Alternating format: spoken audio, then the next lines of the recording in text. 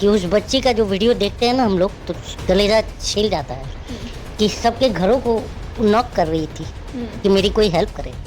मौत नहीं, गोली वोली नहीं मारते हम, खाली एक गरम रॉड 4 टाइम 2 आदमी ड्यूटी लगा रहेगा, सटा सट सटा सट सटा सट। तो इसके बाद रेप होना बंद हो जाएगा? बिल्कुल बंद होगा। देखिए क्या अगर वो जनता ने मदद नहीं की तो आप इस पर सरकार को ब्लेम कर रहे हैं? किसकी सरकार है?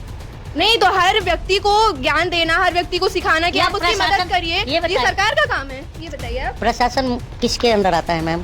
देखिए ये बहुत अच्छा मतलब इसका मतलब वो बच्ची जिम्मेदार है उसके ऊपर? बिल्कुल नहीं, बिल्कुल नहीं। तो तू पूछता है भारत, अबे तुझ पे थूकता है भारत, क्योंकि तुम लोग आज भारत को कहाँ लाके खड़ा कर दिए। मेरी वीडियो अंधभक्त देखते हैं ना तो संडास के कम्बोर्ड में बेहोश पाए जाते हैं। नमस्कार, इस वक्त हमारे साथ मौजूद हैं कलीम शेख सर, जिन्हें प्रसिद्ध कॉमेडियन और रोस्टर कहा जाता है। नमस्कार सर। नमस्कार मैम। देखिए उज्जैन में हुई एक शर्मनाक घटना जिसके बारे में आज पूरे देश में चर्चा हो रही है। 12 साल की बच्ची के साथ 38 साल का युवक रेप करता है और समाज की नज़र उस बच्ची पर पड़ती है, लेकिन कोई भी उसकी मदद के लिए आगे नहीं आता है। सर क्या कहना है आपका इस केस के बारे में? न्यू इंडिया है ये, न्यू इंडिया, न्यू इंडिया, अमृतकाल। अमृतकाल नहीं है, अंधभक्ति काल है। अच्छा। और जो संसद में एक तरफ जहाँ पर महिलाओं के लिए आरक्षण का बिल पास होता है और वहीं मंदिर के अंदर परिसर में एक 12 साल की बच्ची, मुझे तो रोना आता है वो बात को दोहरा करके भी, कि उस बच्ची का जो वीडियो देखते हैं ना हम लोग तो कलेजा छिल जाता है कि सबके घरों को नॉक कर रही थी कि मेरी कोई हेल्प करे। बताओ ये समाज को कहाँ लेके जा रहे हैं? ये इतना अंधा कैसे बन सकता है समाज? समाज देखिए, समाज कौन सुधारने निकला है? सही सही बताइए। कोई आशिफा का मंदिर में रेप होता है और एक बच्ची का उज्जैन में भी रेप होता है। तो देखिए इस वाले में तो मैं उस पुजारी को बहुत बहुत धन्यवाद कहूँगा, लेकिन आशिफा वाले में कौन था इन्वॉल्व पता है ना? तो वही चीज़ मणिपुर में होता है, कपड़े खींच लिए जाते हैं और प्रधानमंत्री 36 सेकंड बोल के भाग जाता है और प्रधानमंत्री नारी पर बहुत ज्ञान देते हैं हमारे, और नारियों की दुर्दशा। आप खुद एक महिला का भाई कहता है कि रात में जो है 12 बजे के बाद जो है महिलाएं सोना पहन के भी जा सकती हैं। बताओ ये मोटा भाई को समझाओ। हाँ अच्छा, क्या क्या रीज़न लगता है आपको? देश में इतने बड़ी बड़ी चीज़ें हो रही हैं, महिला आरक्षण भी ला रहा है, 370 हट रहा है, बहुत सारी बड़ी बड़ी चीज़ें हो रही है, लेकिन जब महिला सुरक्षा की बात आती है तो सरकार पीछे क्यों? 370 की बात कही आपने। हाँ। कितने अंधभक्तों ने वहाँ प्लॉट खरीदा, जरा मुझे बताएंगी? अंधभक्त जैसे आपने जिन्हें अंधभक्त आप जिन्हें बोल रहे हैं, वो अगर आपकी वीडियो देखेंगे तो वो खुद को देशभक्त बोलते हैं। मेरी वीडियो अंधभक्त देखते हैं ना तो संडास के कम्बोर्ड में बेहोश पाए जाते हैं। आपको सबसे ज्यादा गलती किसकी लगती है? प्रशासन की लगती है या समाज की लगती है? कानून व्यवस्था कितना जिम्मेदार आप मानते हैं इस पे? सबसे ज्यादा जिम्मेदार मैं अगर किसी को मानता हूँ तो मोटा भाई और लोटा भाई को मानता हूँ, जिन्होंने अस्थियां घुमाई थी वोट के लिए लोटे में। किसकी अस्थियां घुमाई थी? जी बताइए। स्वर्गीय प्रधानमंत्री अटल बिहारी वाजपेयी जी का। लोकतंत्र बर्बाद हो गया है और इसके बर्बादी के 3 लोग जिम्मेदार हैं। बिका हुआ कलम, मरा हुआ विपक्ष और सोई हुई जनता। अच्छा, सोई हुई जनता। सोई हुई जनता।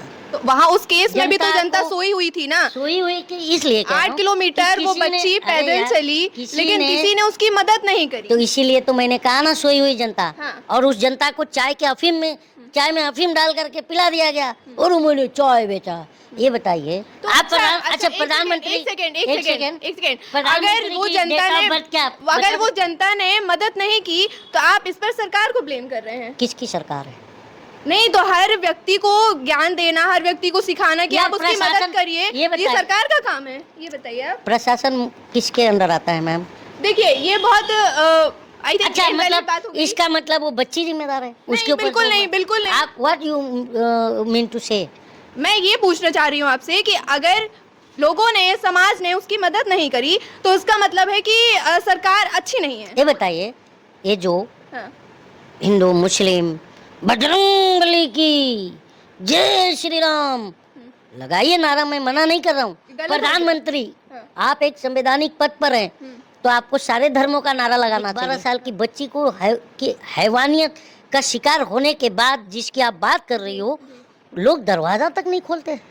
अब बताइए तो वो देख के भी अनदेखा कर देते हैं। कितना कितना दुख की बात है, बताइए ये समाज कहाँ चला गया। विक्टिम की बात आपने करी, हाँ। तो जो विक्टिम जो कठुआ में थे हाँ। उनके समर्थन में कौन आया था? रैली निकली थी? नहीं निकली थी?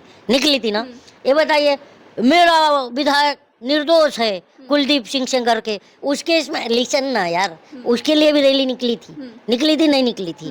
फिर चिन्मयानंद मालिश करवा लेता है और लड़की जो है कहाँ कि पर आप ना, मेरे ना, हर सवाल को राजनीति से जोड़ रहे हैं। अरे लेकिन आप- मेरा मेरा इस पे कोई मुद्दा नहीं है राजनीति को बीच में लाना। मेरा कहना सिर्फ इतना है कि अगर कोई केस होता है, रेप केस होता है, तो लोग कहते हैं कि लड़कियां सुरक्षित नहीं हैं, और वही लड़की अगर आपके घर दरवाजा खटखटाती है अपनी सुरक्षा के लिए, तब आप बाहर क्यों नहीं आते? मध्य प्रदेश की, खैर मैं मानता हूँ इसमें राजनीति नहीं है, लेकिन जो इस तरह का जो समाज निर्माण किया है ये राजनीति ने तो किया है। अगर आपको हक होता, अगर आपको आपके हाथ में होता उसको सजा सुनाना, उस आरोपी को सजा सुनाना, तो आप क्या सजा सुनाते? किस, जो रेपिस्ट जी, रेपिस्ट। उसको सबसे पहले तो मैं एक चौक बनवाता है और उस चौक पर पूरे जितने भी बलात्कारी हैं सबको उसी चौक पर लटकाता, ताकि दूर दूर से जो भी इस तरह के घृणित कार्य करने वाले जो मानसिक सोच करके उनका रूह कांप जाए। मैं इतना उनको अब मौत नहीं, गोली वोली नहीं मारते हम, खाली एक गरम रॉड 4 टाइम, 2 आदमी ड्यूटी लगा रहेगा, सटा सट सटा सट सटा सट, तो इसके बाद रेप होना बंद हो जाएगा। बिल्कुल बंद होगा। तो जैसा कि आपने देखा कि उज्जैन के मामले पर कलीम शेख सर का क्या राय थी, आपकी इस केस के बारे में क्या राय है, कमेंट बॉक्स में जरूर बताएं। साथ ही ऐसी और वीडियो के लिए बने रहे हमारे साथ।